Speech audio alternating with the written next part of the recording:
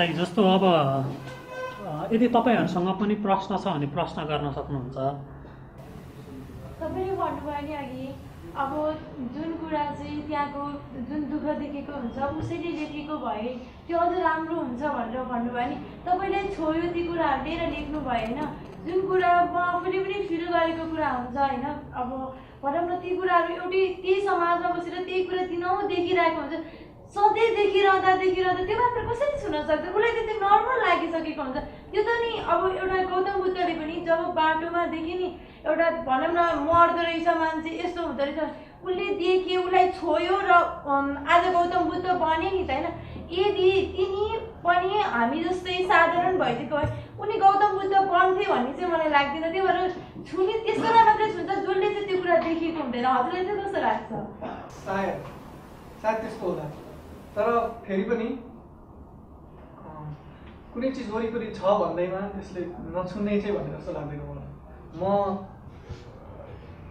हामी एउटा जीवनको ठुलो समय आमासँग बसेको हुन्छौँ।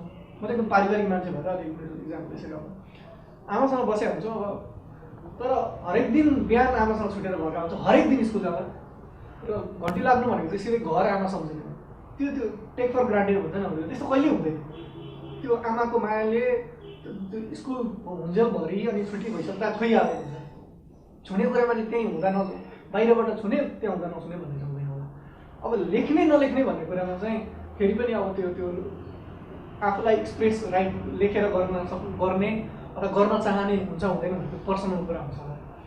तर जुन अहिले तपाईँले गौतम बुद्धसँग जोडेर ल्याउनु भयो त्यो चाहिँ त्यसको चाहिँ म ठ्याक्कै आन्सर दिन किन नसक्ला भने किनभने त्यो तपाईँले भन्नुभएको स्टोरीमा चाहिँ एकदम भर्जन्सहरू छन् कि कसैले चाहिँ त्यो मिथिकली गौतम बुद्धलाई प्रयोग गरेर त्यो बाहिर आएर त्यसपछि प्राप्त गरेको एउटा रोगीलाई देखेर बिरामीलाई देखेर अनि मरेको देखेर त्यो भन्ने एउटा भर्जन छ। अब यस्तो हिस्टोरिकल भर्जनहरू पनि छन् होइन। अझ गौतम बुद्ध लखेटिएको हो, त्यो त्यहाँको लडाइँमा गर्दाखेरि मान्छे मरेनु हुँदैन भनेर उनले लिएको त्यो भर्जनले गर्दाखेरि चाहिँ त्यो लडाइँ हुँदाखेरि आर्मीको एउटा त्यो ग्रुपबाट हटाइएको, त्यसपछि गौतम बुद्धले चाहिँ त्यो सत्यको खोजीको लागि पछि लागेको भन्दा त्यो भर्जनहरू अम्बेडकर या कसले लेखेको पढेको थिएन। यस्ता एकदम भर्जन्सहरू छन्। त्यसरी कुन राइट कुन रङ हुन्छ मलाई थाहा छैन, त्यसरी म त्यसको बारेमा आन्सर दिन्छु, मेरो अध्ययन पुरा छैन त्यसको लागि। तर फेरि पनि हामी यो टाइममा बाँचिरहेको मान्छेले सर्जक भए पनि नभए पनि आफ्नो आफ्नो ठाउँबाट राइटलाई राइट र रङ लागिसकेपछि त्यो भनिदिनु चाहिँ पर्छ, अभिव्यक्त चाहिँ हुनुपर्छ जस्तो लाग्छ। अनि त्यो चाहिँ जस्तै मैले चाहिँ कविता लेख्दा गलत लाग्छ भने अब त्यो गलत हो भन्ने अनि जुन माध्यम हुन्छ कविताबाट नै हुनसक्छ। इन्फर्मल डिस्कसनमा त्यो गलत लाग्छ भने गलत भनिनुपर्छ। त्यसैले कविता त्यति आँट चाहिँ देखाउनुपर्छ सबैले जस्तो लाग्छ। बाहिरबाट बसेर हेर्दै पनि त्यहीँ बसेको बेला जस्तै घरमा भएको लडाइँ चाहिँ अब हाम्रो घरमा किन भन्न भनेर बाहिर बोलाएर भनिदिनुपर्छ नि आशा गर्नु हुँदैन। मलाई अर्को तरिकाले भन्दाखेरि भन्छु नि एउटा भनाइ छ वेयर नोज भएर त सो पिन्चेस भनेर। उहाँले भनेको चाहिँ तपाईँले भनेको कुरा चाहिँ थियो जसले चाहिँ भोगेको हुन्छ सिकेन बेटर राइट भन्ने कुरा तपाईँको आशय हो। उहाँको पनि ठिक जस्तो चाहिँ भनौँ म बाबुमा बस्छु, सधैँ हिमाल देखिरहेको छु मेरो घरबाट, सधैँ सनराइज हुन्छ, सधैँ लालीबाट आइरहेको छ, नो म्याटर्स के देखिरहेको सधैँ देखिरहेको त्यस्तो कुरा आयो जस्तै सधैँभरि हिमाल देखिरहेको, सधैँ लालीगुराँस देखिरहेको, सधैँ पहाड चढिरहेको मान्छेलाई पहाडले इन्ट्रेस्ट नजगाउँदा, तर यदि त्यो पहाडको बाटो लेख्नु पऱ्यो भने सबभन्दा राम्रो चाहिँ उसले लेख्न सक्छ किनभने उसको अनुभूति जोडिएको छ। म चाहिँ अब एक दिन अब हुन्छ नि त्यो हाम्रो राइटिङमा कति पनि हुन्छ जस्तै असिन्दाले पनि भन्नुहुन्छ कि एउटा मान्छे जो त्यो कम्युनिटीकै होइन त्यो लाइफ जिएकै छैन तर पनि अब किनभने यो इन्ट्रेस्टिङ यस विषयमा लेखिएको छैन म लेख्नुपर्छ भने अनि लेखिहाल्यो कि। तर त्यसरी चाहिँ कति राइटिङ विक भएको छ हाम्रो लिटरेचरमा। त्यो समयमा जस्तो म थारू कम्युनिटीको बारेमा मलाई एउटा नाटक लेख्नु मन छ अनि मैले अब यस्तो एकजना थारू साथीहरूलाई भेट्यो अनि के छ ठिक यस्तो के हुन्छ भने स्टोरी सुने अब सरल लेखिहाल्दा चाहिँ त्यो रिच नपुग्ला भन्ने हो क्या मैले। त्यति त लेख्न मन पराउने लेख्ने थारू सर्जकले लेख्यो भने त उसले त्यो उसको रगत पसिना आउँछ नि त त्यो बढी आउँछ भन्ने हो कि। यदि बाहिरबाट गर्ने हो भने पनि 1-2 वर्ष त्यहाँ बसेर हुन्छ नि त्यो पुरै आफूलाई इन्टरनलाइज गरेपछि मात्रै लेख्दा राम्रो हुन्छ। मैले तपाईँलाई सोधेँ यहाँनिर ठ्याक्कै तपाईँले भन्नुभएकै कुरा छ। जब बाघले मृग खान आँटेको देख्छु साथी, यहाँ चाहिँ ठुलो माछाले सानो माछा खाने, अनि त्यति बेला चाहिँ मेरो मक्कानिएको हड्डी पनि दधिचीको आत्माको भयङ्कर बल पसेर बोल्न खोज्दछ भनेको छ कि। यहाँ यो दधिची भनेको छ नि यो कवितामा प्रयोग भएर छ।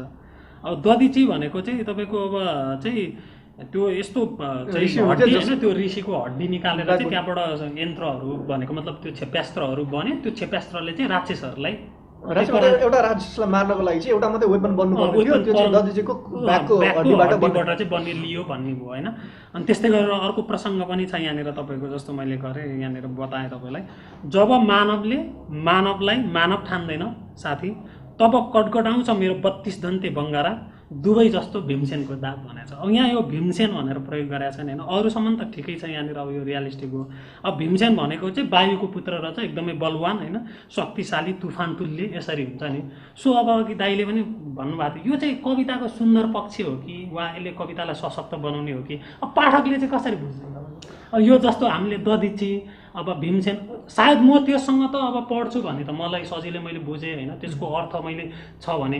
तर हामी त एकदमै ग्रास चाहिँ एकदम जनजनको मनहरूमा चाहिँ हुन्छ नि कसरी पुर्याउन सकिन्छ भनेर।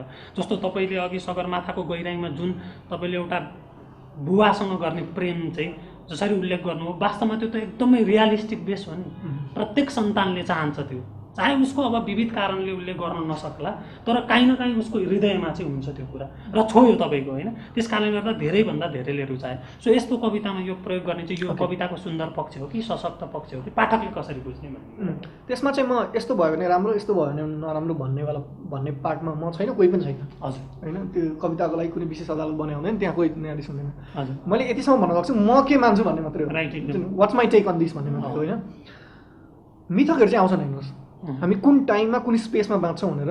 अब मैले अकिलिज र हेक्टरको भइरहेको बेला जुन एउटा हेक्टरमा त्यो डर र जित्नुपर्ने जुन त्यो ब्रेभरी थियो, किनभने ग्रिसको ठुलो मान्छे थियो, त्यो कुरा त्यो डर चाहिँ हाम्रो आफ्नो जीवनको कुनै डरसँग जोडेर अब लेखेँ भने चाहिँ यसरी पनि लेखिएको छ लेखिन्छ होइन। त्यसरी लेखेँ भने चाहिँ म त्यो त्यहाँ ग्रिकको त्यो मिथोलोजिकल आइडिया लिएर त्यो टाइम त्यो स्पेसको लिएर यहाँको मान्छेले पनि लेखिएको छ, लेखिन्छ पनि होइन। तर हामी कुन ठाउँमा बस्छौँ, यहाँको हावा कस्तो छ, जस्तै दधिचीको कुरा भयो, हामी यो सराउन्डिङको कुरा गर्दैछौँ त, त्यो एउटा एनर्जी बाँचेको हो क्या त्यो समय। यो चाहे त्यो यदि त्यो रियलमा साँच्चै थिएन त्यो टाइममा भने पनि कसैले लेख्या त हो नि त। ल महाभारत यदि भएन अरे, महाभारत एक्जिस्ट नै थिएन अरे साँच्चै, तर त्यो महाभारत भन्ने टेक्स्टमा त रह्यो नि। त्यो टेक्स्ट लेखिने क्रममा त त्यो एनर्जी प्रयोग भयो नि। यसको मतलब यो एनर्जी यही वायुमण्डलमै कतै छ हेर्नुहोस्, जुनसँग हामी कतै न कतै कनेक्ट छौँ। अब के रह्यो भने दधिचीको कुरा गऱ्यो नि, भीमसेनको कुरा गऱ्यो नि, यो चाहिँ हामी नेपाल भन्ने ठाउँमा बसिरहेछौँ यो महाभारत श्रृङ्खलाको टाइममा। यसको मतलब यो एनर्जी यतै कतै छ। दधिचीले गरेको योगदान त्यसको त्यो किताबै मात्रै छ भने पनि त्यो त पढ्यो नि त। जस्तै तपाईँले महाभारत पढ्नु भने त्यो महाभारतको एनर्जी त तपाईँमा आयो नि, त्यो थट प्रोसेसलाई तपाईँलाई इफेक्ट गर्छ। यसको मतलब हामीले बाँचेको ठाउँको सबैभन्दा नजिकमा रहेको कुराहरू चाहिँ आउँछन् हेर्नुहोस्। त्यो आउनलाई चाहिँ अब दधिची भनेको बुझ्नै पर्छ कि पर्दैन पाठकले। अब दधिची भन्ने शब्द त त्यहाँ छ, अब पाठकले दधिची बारेमा थाहा छैन। अब यो कविता आइपुगेन, किनभने कविता लेख्नु भनेको चाहिँ आफूले जुन फिल गर्यो त्यो अरूसँग पनि पुगोस्। त्यस्ता अरू पनि मान्छे हुन्छन्, जस्तै मान्छेले भन्छन् नि कि मलाई पोइन्टमा फेरि ल्याउनु होला, म बिर्सन सक्छु, तर पोइन्ट चाहिँ के भने कवितामा एकदम दुःख छ होइन। दुःख लिएर के गर्नु, कविता त आशाको कुरा गर्नुपर्छ, होपको कुरा गर्नुपर्छ होइन, अनि ऊर्जा दिनुपर्छ यताउति। म एकदमै धेरै दुःख लेखिरहने भएर चाहिँ मलाई के लाग्छ भने मैले यदि दुःख लेख्छु भने चाहिँ तपाईँसँग दुःख छैन, मैले एक खालको दुःखको कुरा गरेँ। यसको मतलब चाहिँ अब दुःखको प्रचार गरे होइन कि, दुःखको एडभर्टिजमेन्ट होइन। यो चाहिँ के हो भने संसारमा अर्को मान्छे पनि छ, त्यो पनि दुःखी छ। यसमा दुईजना उस्तै मान्छे छौँ, मेरो साथी पनि छ, त्यो आफैमा होप हो होइन, त्यो आफैमा आशा हो। त्यो च्याउ भन्ने कविता अहिले मैले अलिक कन्डिसन भन्नु पर्छ सेयर गर्छु। त्यो च्याउको वाला पेनबाट गुज्रेको मान्छेले त्यो अरू त्यस्तै खालका अरू पेनबाट गुज्रेको मान्छेले त्यो कविता सुन्यो भने चाहिँ ओके, म यो एक्लै मान्छे होइन ब्रह्माण्डमा जो यो दुःखबाट गुज्रिरहेको छ, अर्को पनि कोही कतै छ होइन जोसँग कनेक्ट गर्न सक्छ भने चाहिँ यसमा त साथी छ होइन। हामीलाई चाहिएको साथी हुन्छ संसारमा, हो त्यसरी कनेक्ट हुने भन्ने हो। क्वेसनको म कहाँ थिएँ, दधिचीको चाहिँ कवितामा चाहिँ हाम्रो संस्कृति भन्ने शब्द सही हुन्छ। मलाई धर्म चाहिँ अलि न्यारो लाग्छ। धर्मको दुईवटा सेन्समा, त्यो ब्रुडर सेन्स त फेरि धर्म नै माथि हो होला, तर कल्चर भनौँ न, त्यो कल्चरमा चाहिँ हामी कुन हिस्ट्री लिएर बाँचेको छौँ त्यो हिस्ट्रीको कुराहरू चाहिँ कसरी जोडिन्छन्। तर एउटा पाठकले दधिची भन्ने शब्द नबुझी पनि त्यो कविताबाट लिने प्लेजर लिन सक्छ, त्यो दधिचीबाट त्यो कविताबाट आउने एनर्जी आउन सक्छ। त्यसैले त्यो चाहिँ लेख्नै पर्छ वा लेखिनै हुन्न भन्ने कुनै पनि होइन। तर तपाईँले कविले कसरी आफूलाई मेनिफेस्ट गर्छ भन्ने मात्रै हो। जस्तै सतीदेवीको गाण्डी भन्ने कविता मैले लेखेको छु। अब मैले लेखेको चाहिँ बिबिसीमा के भन्यो त्यो त्यसको कन्टेक्स्टमा भन्दाखेरि चाहिँ बिबिसीमा मलाई एउटा न्युज आयो राति 9:15 बजे कि मधेसमा एकजना पेटमा बच्चा भएको नारीलाई जिउँदै जलायो। त्यो रेकर्ड मसँग दिन्छ कि उसको सासूले चाहिँ कपाल जगट्टे समातेर मट्टीतेल खनायो, श्रीमानले चाहिँ सलाइको आगो लगायो। त्यसपछि त्यो बच्चा चाहिँ बाँच्यो चाहिँ त्यो कुराले 9:15 बजी सुने मलाई यस्तरी हिट गर्यो होइन। अब मैले त्यो कुरा लेख्नु थियो हेर्नुहोस् होइन। त्यो चाहिँ म त्यो राति 9 बजी 9:15 सुनेको 2-3 बजिसक्यो त्यो सुत्नै सकिनँ म। त्यो कुराले एकदम नराम्रो गरी हल्लिएँ। अब यदि म एउटा मान्छे जस्तै मलाई जलाएको त होइन नि त, तर म चाहिँ अब त्यो खालको ट्रमा लिएर बाँचिरहन सक्दिनँ। भोलि बिहान उठ्दा नि त्यही होइन। त्यो मैले त्यो कसरी अभिव्यक्त गर्नु थियो। मैले राति कति 2 बजीतिर त्यो कविता लेखेँ, त्यसको फर्स्ट ड्राफ्ट लेखेँ भनौँ न। त्यो लेखिसकेपछि इन वे मलाई अलिकति अब यो कुरा यो बाहिर आइनुपर्छ भन्नु। तर त्यसरी त्यो चाहिँ कसरी आयो भने सतीदेवीसँग जोडेर आयो। सतीदेवी पनि मिथिकल क्यारेक्टर, महादेवको श्रीमती त्यहाँ होइन। महादेवको श्रीमती पनि जलेको भने यिनै त जलाएको हो नि त। फेरि सती आफै हाम फाले पनि त्यो उसको बुवाले महादेवलाई एक्सेप्ट नगरेको कारणले गर्दाखेरि ऊ जलेको। त्यतिखेर पनि सतीदेवी जलाएकै होइन। आज पनि सतीदेवीको नाममा म त्यहाँ सतीदेवी यादव लेखेँ भने त्यो चाहिँ कनेक्ट गर्न मात्रै गरेको थिएँ। अब यतिखेर सतीदेवी महादेवको सती अब स्वस्थानी पढाएको छ कि छैन अडियन्सले भनेर सोच्ने कुरा हुँदैन क्या मन चाहिँ त्यतिखेर हुन्छ नि। अब सतीदेवीको हिस्ट्री थाहा छ कि छैन भने त्यो कुरा चाहिँ त्यसरी मेनिफेस्ट हुँदाखेरि मैले भन्न चाहे जति अलिक धेरै पुग्छ कि भन्ने लाग्यो। अब त्यो पछि जोडेर आउँदा जब फेरि सतीदेवीको गाण्डी हो नाम चाहिँ, जब कि सतीदेवीको गाण्डीसँग केही रिलेसनै छैन। गाण्डी त यता अर्जुनले उठाएको अस्त्र होइन। अनि पछि आउँछ जब कि अनि पछि चाहिँ त्यो एउटा लाइनमा चाहिँ आज म लिएर जानेछु भन्ने कुरामा चाहिँ त्यतिखेर अर्जुनसँग गाण्डी खोसेर ल्याउँछु भनेन सतीदेवीले के फेरि त्यो रिलेसन छैन नि त। तर त्यो कविताको तपाईँ ठ्याक्कै जोड्दाखेरि त्यो कविताको एउटा केही साथीहरूले इन अ वे विरोध गर्नुभयो कि एउटा नारीको कुरा गरेको छ अनि फेरि हतियार चाहिँ अर्जुनबाट लिएर आउने भनेपछि फेरि अब पुरुष प्रधान भयो यताउति भनेर कहिलेकाहीँ चाहिँ हो। यतिखेर चाहिँ डिप एनालिसिस भन्ने पार्ट आउँछ कि त्यसपछि जुन मैले त्यो भाषा चाहिँ जीर्णानी भन्ने जुन त्यो भगवद्गीताको श्लोक राखेको छु त्यो कुरालाई हेरिनु पर्थ्यो। कसो हुनु पर्थ्यो भने त्यो अर्जुनले तपाईँले मिथको कुरा आउँछ भन्ने कारणले गर्दा भनेर मैले सुन्न चाहिँ अलिकति कविताको जस्टिफिकेसन गरिरहेको छु सुनिरहेको छ होला। तर त्यो मिथ चाहिँ यसरी आउँछ कि अर्जुनले आफ्नो गाण्डी थाकेर छोडेर सब आफ्नै आफन्त होइन कृष्ण लगेर मलाई बिचमा लगेर राखिदिनुहोस् म हिँड्छु म कोसँग लडाइँ गर्छु भन्दाखेरि सबैले आफन्त देखेपछि अब आफन्त सबलाई मारेर मैले के राज्य प्राप्त गर्नु छ स्वर्ग के भोग गर्नु भनेर लडिरहेको बेला त्यो टाइममा भगवान् श्रीकृष्णले गीता त्यो सुनाउनु भएन। त्यो सुनाउने क्रममा त्यो श्लोक जुन टाइमको हो त्यतिखेर चाहिँ अर्जुन त्यतिखेरको सबसे स्ट्रङ्गेस्ट वरियर हो नि त, त्यो सबसे विकेस्ट छ। त्यतिखेरको सबभन्दा बलियो हतियार गाण्डी सबभन्दा विकेस्ट अवस्थामा छ। एउटा मेल पनि त्यो टाइम र त्यो स्पेसको सबैभन्दा स्ट्रङ्गेस्ट मान्छेको सबैभन्दा स्ट्रङ हतियार विकेस्ट अवस्थामा पुगेको बेला त्यो हतियार चाहिँ एउटा नारीले लिएर नारीको उत्थानको लागि प्रयोग गर्दैछु भन्नु भनेको त फेरि नारी चाहिँ स्ट्रङ हुनु हो भन्ने मान्यता मेरो हो। तर अब त्यो कसरी बुझ्यो भने अर्जुनको गाण्डी भन्यो। अर्जुनको गाण्डी जतिखेरको अर्जुनको गाण्डी होइन क्या, कुरुक्षेत्रमा गएर विकेस्ट भएको अर्जुनको भुइँमा झरेको गाण्डी हो। किनभने त्यसपछिको त्यो श्लोक भनिसकेपछि त्यसको पछि धेरै पछाडि अर्जुनले यदि कर्मयोग नै कुरा बुझेको भए कृष्णले भगवद्गीता लामो त्यति लामो बनाउनै पर्दैन थियो। फर्स्ट 2-3वटा च्याप्टरमै कुरा सिद्धिन्थ्यो होइन। तर बुझेन नि त्यो भर्जनमा जानै पर्यो। त्यसैले त्यो फेजको अर्जुनको गाडीको कुरा च्याउ केही छैन मसँग त्यस्तो जसलाई हेरेर कसैले वाह गर्न सकोस्। केही छैन मसँग त्यस्तो जसलाई हेरेर कसैले वाह गर्न सकोस् र कोही रहेनछ यहाँ यस्तो जो छालाको रूप र मासुको स्वरूप नहेरी विवाह गर्न सकोस्। म त अझ त्यो फूल जस्तै नफुले किनारी जसले उम्रिन मात्र पनि परालले कुहिनुपर्छ। म दिन जन्मेको दिनदेखि आजसम्ममा यो पृथ्वी सूर्यको वरिपरि 43 चोटि घुमिसकेछ। म दिन जन्मेको दिनदेखि आजसम्ममा यो पृथ्वी सूर्यको वरिपरि 43 चोटि घुमिसकेछ, तर तीर मेरो कहिल्यै नछोइएको छातीको वरिपरि कहिल्यै घुमेन। तर तीर त्यो छातीभित्रको कहिल्यै नसुनिएको मुटुको वरिपरि कहिल्यै घुमेन। होला मैले यसो चाहिरहँदा म भित्रको अभावको भावले त्यसो चाहिरहेको होला मैले यसो चाहिरहँदा म भित्रको अभावको भावले त्यसो चाहिरहेको होला। तर म साँच्चै चाहन्छु कि यो पृथ्वी घुम्न बन्द होस्, नत्र म कसरी सम्झाउँ यो पृथ्वीलाई कि केही छैन मसँग त्यस्तो जसलाई हेरेर कसैले वाह गर्न सकोस्, र कोही रहेनछ यहाँ यस्तो जो छातीको उचाइ र कम्मरको गोलाइ नहेरी विवाह गर्न सकोस्। म त अझ त्यो फूल जस्तै नफुले किनारी जसले उम्रिन मात्र पनि परालले कुहिनुपर्छ। बाटोमा हिँडिरहेका गोरुहरूलाई देखेर वर्ष 1.5 वर्षमा गाईले आफ्ना रसिला आँखा लिँदै बाँ गर्दै निरन्तर एक्लै कराइरहन्छ। त्यो गाईले एक बेतमा एकचोटि मात्रै गाउने भोकको गीत सबैभन्दा पहिले म सुन्छु। त्यो म नै हुँ जो मनैदेखि कृष्णको भजन कीर्तनमा भएको सम्पूर्ण ऊर्जा खर्चेर सुरुदेखि अन्तिमसम्म एक्लै नाचिरहन्छु।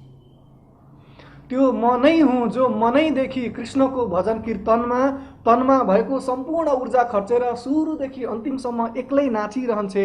मैले नाचिरहँदा मेरो शरीरबाट खसिरहने पसिनाको हरेक थोपाले वर्षौंदेखि कृष्णलाई यही भनिरहेका छन्, हे कृष्ण के छैन मसँग त्यस्तो जसलाई हेरेर कसैले वाह गर्न सकोस्, र कोही रहेनछ यहाँ यस्तो जो हिँड्ने जिउको लम्बाइ र बस्ने जिउको चौडाइ नहेरी विवाह गर्न सकोस्। म त अझ त्यो फूल जस्तै नफुले किनारी जसले उम्रिन मात्र पनि परालले कुहिनुपर्छ। गुलाब त परको कुरा मेरो ओठमा गत्तिलो गरी कहिले क्याक्टुके पनि फुलेन। र सायद त्यसैले मलाई सामाजिक शिक्षा पढाउने मेरो सरले मैले उहाँको प्रश्नको उत्तर दिन सयौंचोटि उठाएको हात कहिल्यै देख्नु भएन। सायद म असामाजिक थिएँ। गुलाब त परको कुरा मेरो ओठमा गत्तिलो गरी कहिले क्याक्टुके पनि फुलेन। र सायद त्यसैले राष्ट्रिय गान गाउन अगाडि बोलाइने पञ्चकन्यामा मेरो नाम कहिले आएन। सायद म अराष्ट्रिय थिएँ। बजार जाने बेला बुबाको हातको झोला जहिले मैले भन्दा पहिले बहिनीले कसरी पाउँथे मैले कहिले थाहा पाइनँ। बजार जाने बेला बुबाको हातको झोला जहिले मैले भन्दा पहिले बहिनीले कसरी पाउँथे मैले कहिले थाहा पाइनँ। बहिनी ब्युटिफुल र अग्ली थिए, म होची र अग्ली थिएँ। र सायद त्यसैले पञ्चे बाजा बजाएर लानेले पनि बहिनीको सुन दर्ता सुनकै दरमा किनेर लग्यो। र सायद त्यसैले पञ्चे बाजा बजाएर लानेले पनि बहिनीको सुन दर्ता सुनकै दरमा किनेर लग्यो। तर म उधारोमा पनि बिक्री भइन। सबै सस्ता चिजहरू बिक्री नहुँदो रहेछ। मलाई त्यतिखेर जिन्दगी खेर गए चाहिँ लाग्छ। मलाई त्यतिखेर जिन्दगी खेर गए चाहिँ लाग्छ जति जति जति जति नजिकै आउँछ गाउँभरिका चेलीबेटीहरू माइत आउँछ अनि छड्के तिलहरी लगाएर गाउँछन्, तीजको रहर आयो बरिलै, तीजको रहर आयो बरिलै। तीज त मेरो पनि हो, रहर त मेरा पनि छन्, अनि माइती त यतिका धेरै मेरा पनि छन्। तर म कहाँबाट माइत आउँ? त्यतिखेर जिन्दगी खेर गए चाहिँ लाग्छ जब जनै पूर्णिमामा हाम्रो घर आएका बहिनी ज्वाइँलाई बुबाले जनैभन्दा लामो प्रश्नहरू सोध्नुहुन्छ अनि ज्वाइँले मतिर फर्केर उत्तर दिन्छ। मलाई त्यतिखेर जिन्दगी खेर गए चाहिँ लाग्छ जब जनगणना गर्न आएको सरकारी कर्मचारी मलाई सोध्छ उमेर 43 अनि विवाहित कि अविवाहित? मलाई यही प्रश्न दोहोऱ्याएर सोधिरहन्छ। त्यो अङ्कमा जिन्दगी गन्न आएको कर्मचारीलाई म कुन अक्षरमा बुझाउँ कि केही छैन मसँग त्यस्तो जसलाई हेरेर कसैले वाह गर्न सकोस्, र कोही रहेनछ यहाँ यस्तो जो देखिने देखि बाहेकसँग विवाह गर्न सकोस्। म त अझ त्यो फुल जस्तै नफुलेकी नारी जसले उम्रिन मात्रै पनि परालले कुहिनुपर्छ।